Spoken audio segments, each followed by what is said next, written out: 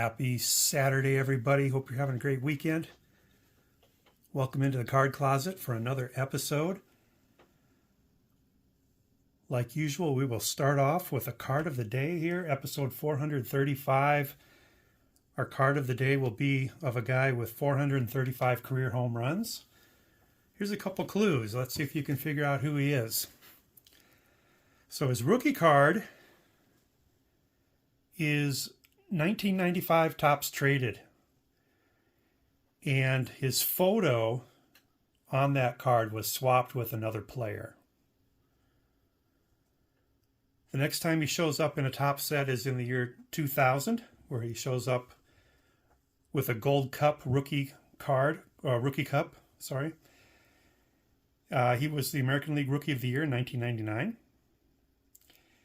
He played for Houston in the National League, and he played for Houston in the American League, the Astros. 5 teams in between those Houston appearances, and he played in the playoffs with the Houston in the National League and American League.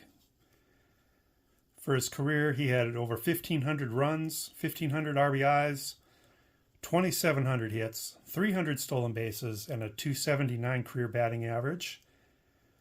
For a little over half his career, he was a center fielder, and that's where he won 3 Gold Gloves. And the rest of his career, he was either in right field or designated hitter. He won 2 Silver Sluggers. He's a 9-time All-Star. He's from Puerto Rico. He is the first player to ever have 50 runs batted in both leagues in the same season. Something Manny Ramirez did after him.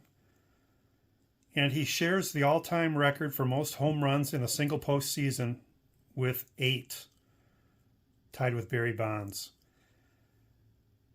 You might remember Mike Cameron in 2005 running down a ball in the outfield and having a head-on collision with a teammate. That resulted in Cameron having a concussion, losing his vision, and breaking both cheekbones. Well, this is the guy, our card of the day guy is the guy that Mike Cameron collided with. He has been on the Hall of Fame ballot for 2 years now. Last year, he received 46.5%, and this year he received 57.1%. So I'm guessing next year or the year after, he will be a Hall of Famer. In November of 2019, he was named manager of the New York Mets. And 2.5 months later, he and the Mets agreed to part ways after this guy was implicated in the Houston sign stealing scandal. So let me know in the comments if you were able to figure this one out. Carlos Beltran. And this is his 2000 Topps card with the gold rookie cup. 7 years, parts of 7 years with the Royals, parts of 7 years with the Mets. I think the Mets are where he really took off and became a nationally known player. So Carlos will sit in. Got some neat stuff came in recently. Want to show you some of these cards that I've gotten. And I'm continuing to push forward on the Hank Aaron and Willie Mays Playing Day Topps runs. And as a part of that, received the 1959 Topps Hank Aaron. So I've got 2 or 3 Hank Aaron's coming in a COM-C order. And then I'll have everything back to 1956 for him. So truth be told, I had a good head start on Mays and Aaron before I started up this project, but this project now is just giving me a push to get to the end of them. 1955, 1954 might be cost prohibitive for me. I'm not really interested in paying what the prices are out there for those at the moment, but we'll see. I'll keep my eyes on them and see if something slides through.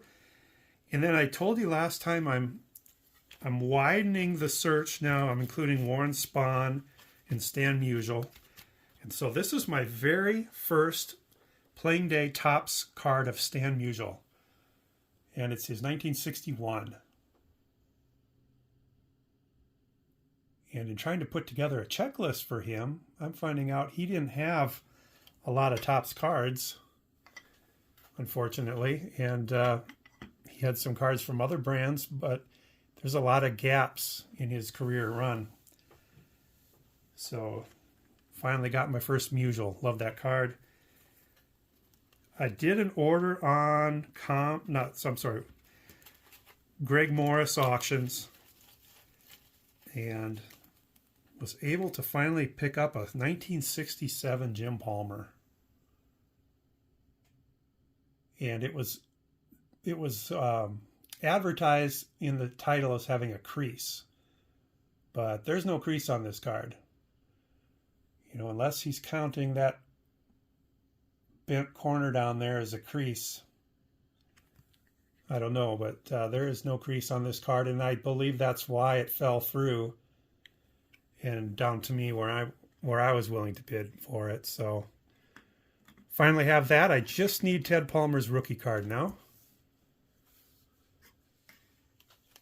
And then also picked up a 1920 W5 something of Harry Hooper. I had two of these a couple years ago, and I accidentally got rid of them both.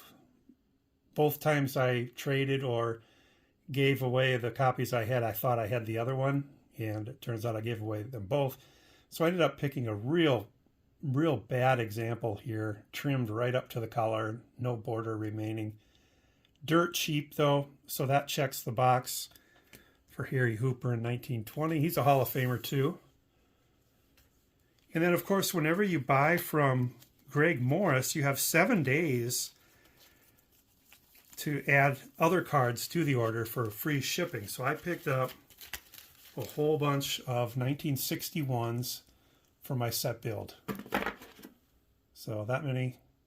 I just went through, and every card on the upcoming auctions for the next week that were like $1 or less or whatever, I threw $1.50 on. And these are the ones where my bid stuck. So a few more in 1961. I'll get those entered and see where I'm at with my progress with that. And then I had something really cool happen. I won this 2003 Topps Chrome X-Fractor of Nomar Garciaparra. And again, I got it for a song, and I believe it's because of the scratches on the case up here in the upper right. See that? Doesn't bother me. The card is protected, and if the case bothers me too much, I can always break it out too. Because a lot of the cards I've got for this team set are already broken out.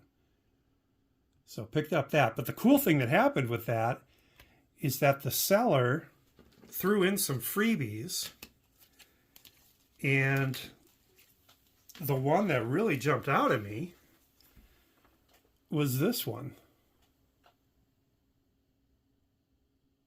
And that the year is 2003, Playoff Prestige. And that's a game-used bat from Rickey Henderson on the Red Sox. I don't have anything game-used of Rickey Henderson, let alone from the Red Sox. And, you know, you got to be careful with these relics.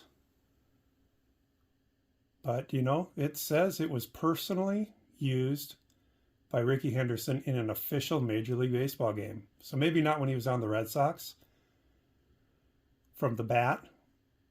But either way, it's a Red Sox card with an official game-used bat of Rickey Henderson. Is that awesome? That was thrown in for nothing. So, love that. Big bonus there. And then there were some other base cards of Nomar that were thrown in as well. This one's probably my favorite card that came in recently. This is a 1940 Red Sox team issue card of Lefty Grove. So I'm trying to do a push here to get the Lefty Grove playing day run of his Red Sox years complete. Have a card of him from every year. I've only got one to go, and it's from 1933. Most of his 1933 cards are with the Philadelphia A's, but there is a 1933 issued card where he's on the Red Sox, and apparently it must have been a later in the year issue or something, but that's the only one left that I need. So that one looks awfully similar to this one from 1941. So there is a way to tell the difference between the 1940s and the 1941s, and that's the direction of the facsimile signature. So the one that goes down is 1941. This one, the one that where the signature goes up, is 1940. So that is how you tell the difference between those, if you were wondering. Also picked up a 2001 Topps Chrome Retro Fractor of Nomar. Got a long ways to go on that team set. Long ways to go. And then I picked up a 2003 Topps Finest Gold X-Fractor of Manny Ramirez. Just for fun. All right, let's jump to football. My biggest pickup, this finishes my shiny team set for the Steelers from 1997. Topps Chrome Refractor, Jerome Bettis. And to save shipping, I went in and bought a 2001 Topps Chrome Refractor of Antoine Randall L. And found out I already have it. The one I didn't have was the black refractor. So if any of my Steeler friends on YouTube want this card, I have 2 of it now. Just shoot me a message at my email, which is on my About page, and the first Steeler fan to tell me you want it, I will send it to you. And then I also picked up a Bowman University, Bowman's Best Chrome Refractor of Travis Hunter, Colorado Buffaloes, 2-way star. All right, got to clear out a little bit of room here. The next thing I'm going to show takes a little bit of space. I got, this just came today, the 2023 Score football set. So this set has been fairly expensive, and the reason I was able to get it in a really good deal is because the CJ Stroud comes in a PSA 7. And that scares away a lot of people. And I figured out why it's a 7, but when you just look at it, you can't tell. So that will definitely get broken out because I like to keep these sets in binders and pages. But just goes to show, if you're a little creative and you're not happy with the prices that things are going for, things will go your way if you're patient enough. And awesome thing about this set, it includes new Steeler quarterback Russell Wilson. Just a week ago, the Steelers picked him up to be their new quarterback. So I'm looking forward to getting some Steeler cards of Russell Wilson. It includes the guy that yesterday the Steelers traded to the Eagles, Card Squad. Hope you enjoy having Kenny Pickett on your team. Personally, I'm glad to see him go. Don't think he ever had that franchise quarterback look to him. And so he was just traded yesterday. And then also in that set, the man that the Steelers traded for today, Justin Fields. So Justin Fields and Russell Wilson will be their 1-2 quarterbacks. I'm guessing Russell Wilson will be the starter this year and Justin Fields will back him up. Russell Wilson's only on a 1-year minimum salary contract with the Steelers, and then I'm guessing Justin Fields will take over. So shout out to my Chicago Bear friends. J23A 45Y cards and Bears fan 34 or Bears cards 34. Adam's Card Closet. I think you're a Bears fan, aren't you? And I know I'm forgetting a couple more. Bears have a lot of fans on YouTube. But shout out to you guys. Sorry to take Justin Fields from you, but you're going to get the number one pick in the draft here, so you're going to do well there. Picked up one cool basketball card. Working on that Hyper Prism set for this year. This is Austin Reeves. Got a couple more of these on the way.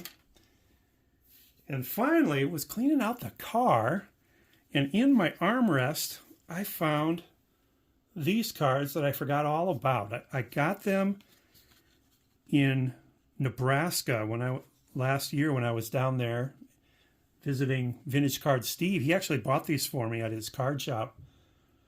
They are Boardwalk and Baseball. And I had never heard of them before, but these are back from the 1980s.